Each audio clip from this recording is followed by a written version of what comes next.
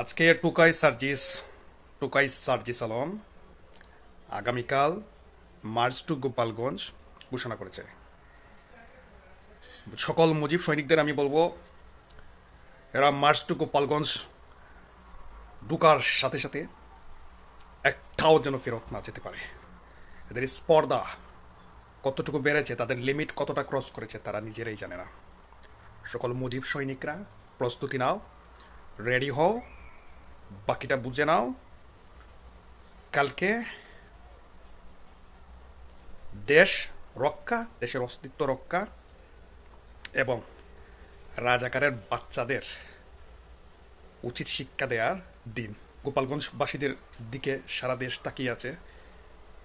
কালকে অস্তিত্বের লড়াই এবং রাজাকারদের শাবকদের মাটির সাথে মিশিয়ে দেওয়ার লড়াই, দেশের মানচিত্র রক্ষা লড়াই, দেশের সার্বভৌমত্ব রক্ষা করার লড়াই, দেশের স্বাধীনতার মান অক্ষুণ্ণ রাখার লড়াই। তাই আমি বলবো, এই সমন্বয়ক যতগুলো আছে, সারজিৎ, হাসনাত, টুকাইয়ের বাচ্চারা যারা আছে, বাড়া করা লোক নিয়ে ওইখানে যাবে কালকে। ওদের সাথে কেউ নাই, আপনারা মাথায় রাখবেন। বাড়া করা লোক নিয়ে যাবে কালকে গোপালগঞ্জে। যদি এই স্পর্ধাটুকু তারা বজায় রেখে যায় কালকে পর্যন্ত। আমি জানি না ওরা কি যাবে, আসলে কি যাবে না হুক্কা আওয়াজ মারছে, এটা এখনো ক্লিয়ার না। বাট নিউজ হয়ে গেছে অলরেডি। তার মানে ওরা যাওয়ার সম্ভাবনা, গেলেও যাইতে পারে। কিন্তু গেলে এদেরকে কি করবেন, ছাত্রলীগের বাইরা কি করবেন, কিভাবে কি করবেন, সেটা প্রকাশ্যে বলার কোনো প্রয়োজন আমি মনে করছি না।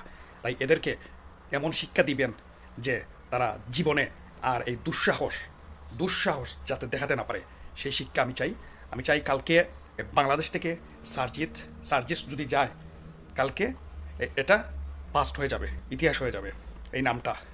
বাকিটা বুঝে নেবেন। তাই কালকের জন্য সকল মুজিব সৈনিকরা প্রস্তুতি নাও।